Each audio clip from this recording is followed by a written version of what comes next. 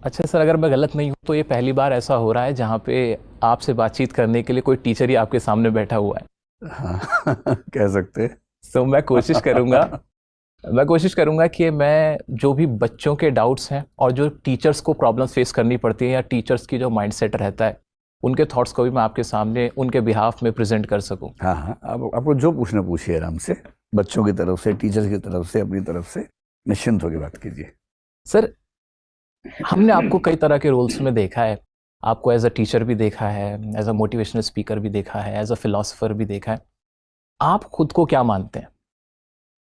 देखिए, फिलोसफर तो बहुत बड़ा शब्द है, वो तो मैं खुद को वहां तक नहीं सोच पाता हूँ।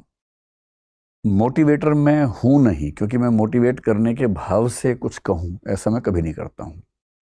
ये जरूर है कि कुछ बातें सुन के बच्चे मोटिवेट हो जाते हैं, लेकिन वो मेरी मतलब मेरा इंटेंट नहीं है कि मैं उस रास्ते पर बढ़ूं। टीचर मैं बाई प्रोफेशन हूं, मैं पढ़ाता हूं, लेकिन हम लोग जब साहित्य पढ़ते हैं तो कबीरदास एक बहुत प्रसिद्ध कवि हैं, आप जानते होंगे। उनके बारे में एक सवाल अक्सर डिस्कस करते हैं कि कबीर एक मल्टी फैसेटेड इंडिविजुअल रहे।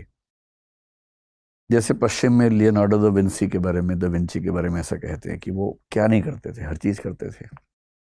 भारत में अमीर खुसरो को लेके कहते हैं, कबीर को लेके कहते हैं। तो वहाँ एक सवाल आता है कि जब कोई व्यक्ति कई काम करे तो पहचाने कैसे कि ये मूल रूप से क्या है।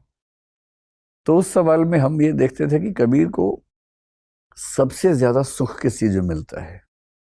वो समाज सुधारक भी थे, भक्त भी थे, कवि भी थे, संत भी थे। पर अलग अलग थिंकर्स ने अलग अलग आधार पर फैसले किए कि वो मूल रूप से क्या है। तो ये जो मूल रूप वाला प्रश्न है, मेरे हिसाब से इसका फैसला इस बात से होना चाहिए कि किसी व्यक्ति को क्या करने में सबसे ज्यादा आनंद मिलता है। अगर आप मुझसे पूछें तो मैं मूल रूप से ना टीचर हूँ, ना मोटिवेटर हूँ, ना फिलोसफर हूँ। मैं मूल रूप से एक विद्यार्थी हूँ, स्टूडेंट हूँ, और मैं ताउम्र विद्यार्थी ही बने रहना चाहूँगा। और मैंने पिछले लंबे फेजेस में देखा जिंदगी में, मुझे सबसे ज़्यादा सुकून पढ़ने में मिलता है या सीखने में मिलता है। ऐसा नहीं कि किताब से ही पढ़ना है, वो किसी भी रूप में। आपसे बात करके शायद आज मैं दो बातें और सीख लूंगा, तो वो भी सीखना ही हुआ ना। तो जो सुख सीखने में है, वैसा सुख मेरी राय में किसी और चीज़ में नहीं है। इसलिए